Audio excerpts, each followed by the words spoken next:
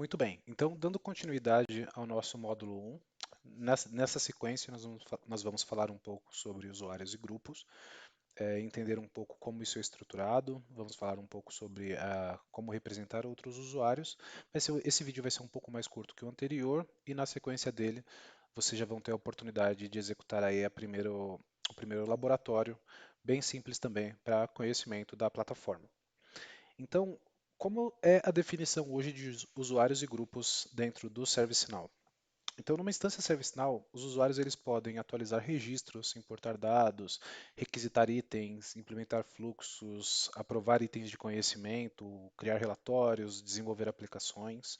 Tudo isso naturalmente é, de acordo com o perfil de acesso que aquele usuário tem. Então, naturalmente, quando a gente fala de desenvolver uma aplicação, por exemplo, nós estamos falando de um usuário administrador.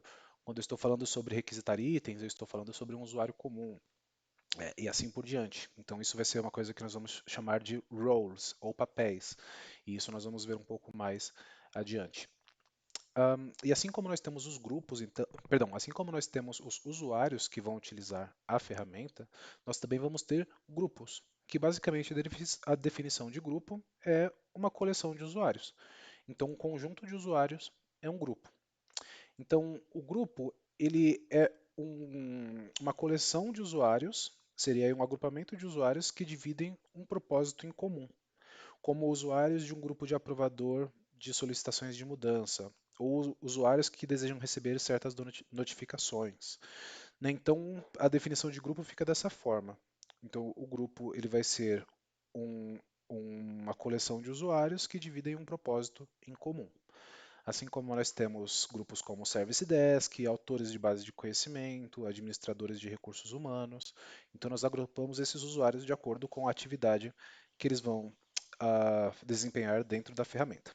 Aqui tem uma nota de rodapé apenas comentando que as tabelas que armazenam esses dados para usuários é a tabela sysuser e os grupos são armazenados na tabela sysusergroup.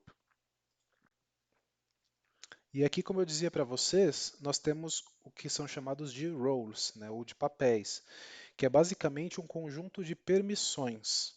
Então vamos lembrar aqui que nós vimos anteriormente. Então nós temos o usuário, o grupo é um conjunto de usuários e a role é um conjunto de permissões que são usadas para garantir acesso a aplicações, garantir direitos de segurança. E a role, ela tanto pode ser atribuída a um grupo ou a um usuário individual. E ela ainda pode conter outras roles abaixo dela, como uma hierarquia. E aqui mais uma outra definição, um usuário pode ter mais do que uma role, mais do que um papel. E aqui embaixo tem a tabela onde esses papéis ficam armazenados. Então aqui imagina que eu tenho um papel, por exemplo, de administrador, né, que é o papel de quem vai gerenciar a ferramenta como um todo. Eu tenho o papel do usuário solucionador, que também é chamado de usuário ITIL, que é o usuário que vai ser responsável por atender chamados, né, e assim por diante. E aí, como eu estava comentando aqui, eu posso tanto pegar um usuário específico e atribuir um papel diretamente a ele, ou eu posso incluir esse papel a um grupo, diretamente no registro do grupo. E aí qualquer usuário que eu incluir naquele grupo vai passar a ter aquele acesso também. E por último, tem essa questão de que as roles podem conter outras, como por exemplo nessa estruturazinha que nós vemos aqui na direita. Então eu tenho, por exemplo, a role catalog admin, que ela tem um grupo de permissões, mas ela também contém a user criteria admin e ela contém também a catalog apenas. Então percebam, nós estamos falando aqui de três permissões específicas que dentro da plataforma vão dar acesso a recursos diferentes. Então eu posso atribuir somente a role catalog para alguém, eu posso atribuir somente a user criteria para alguém individualmente, ou se eu atribuir a catalog admin, automaticamente essa pessoa também terá acesso a essas outras duas, junto com as suas permissões correspondentes. Ok? Aqui, dando continuidade a esse exemplo, né? Então veja que a role catalog admin ela contém 5 roles, como a user criteria.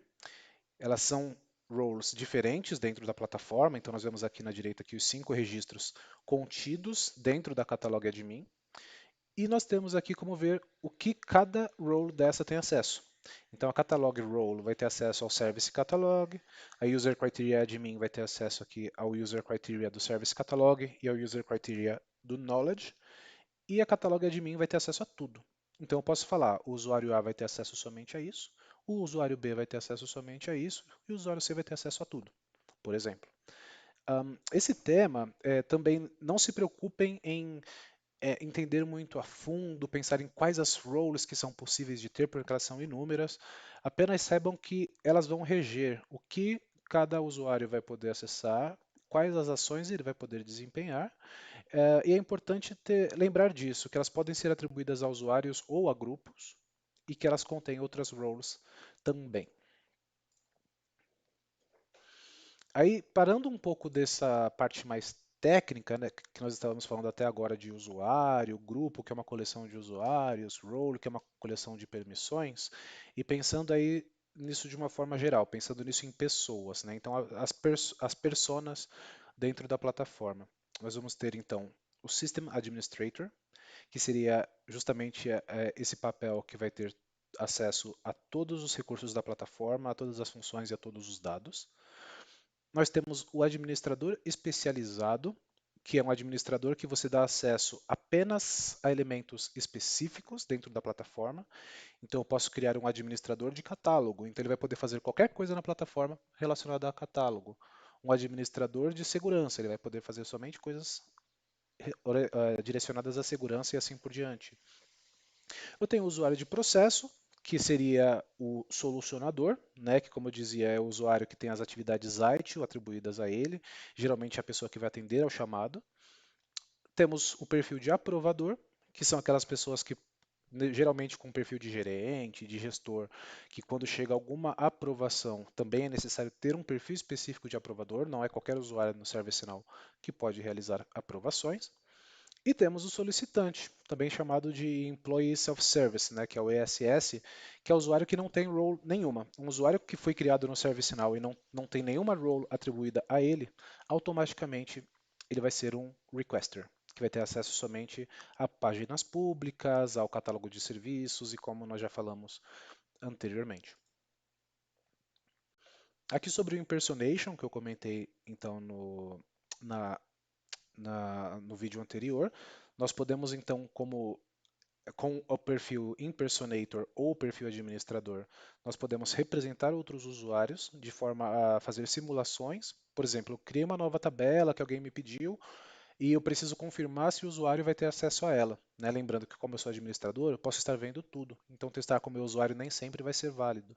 Então, eu posso representar aquele usuário para verificar se o usuário também vai ter acesso.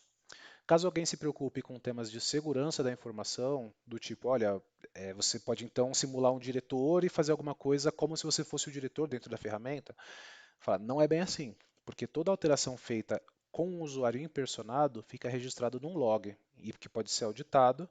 Então, basicamente, vamos dizer que não tem como eu fazer uma ação impersonando um usuário e fazer isso ser não rastreável. Então, é importante o administrador ter ciência e utilizar isso de uma forma inteligente também durante o dia a dia. Eu vou simular um impersonate agora aqui na plataforma. Então, como eu dizia, é só clicar aqui no menu do usuário, vou em Impersonate User, deixa eu ver, eu vou selecionar o usuário Abraham Lincoln, Impersonate. Pronto, então ele vai ver aqui um menuzinho de boas-vindas, porque é a primeira vez que ele loga na plataforma. Até aqui parece tudo muito parecido com o anterior, né? Porém, vocês vão ver que aqui o menu dele acaba nos Workspaces, ele não vai ver o menu Admin, e aqui no All ele vai visualizar bem menos coisa do que eu, porque o Abraham ele tem acesso somente a esses itens aqui: Self-Service, Content, Usage, Vault, Password e Targeted. Mas assim eu consigo simular alguma ação feita por ele para verificar, poxa, é só isso que ele tem que ter acesso? De repente um usuário, por exemplo, nos reporta que não conseguiu logar ou acessar de determinado recurso. Posso impersonar rapidinho e verificar se realmente é isso, se de repente é algum erro de processo e assim por diante. Só para fins de comparação, né? Então aqui o Abraham tem acesso a 1, 2, 3, 4, 5, 6 aplicações. Vou encerrar o Impersonate, vindo aqui no mesmo lugar no menu, e End Impersonation. E aí vejam que quando eu volto para o meu usuário, que é o System Administrator, eu vejo muito mais do que 6 aplicações aqui. Então, até um outro ponto interessante, né? Falar, poxa, para o usuário deve ser terrível ter esse monte de coisa para navegar. Não necessariamente porque o usuário padrão da ferramenta, ele só vai visualizar os elementos correspondentes à sua linha de trabalho. Né? Nós, administradores, que precisamos estar um pouco mais familiares e preparados para lidar com essa grande quantidade de informação. Então, aqui mostrando como encerrar o impersonation, né? Ou fazendo o end ou fazendo o logout. Aqui a questão do Elevate Roles, como eu comentava, né? Então, um usuário administrador, ele pode elevar para uma role privilegiada para ter acesso a configurações de alta segurança.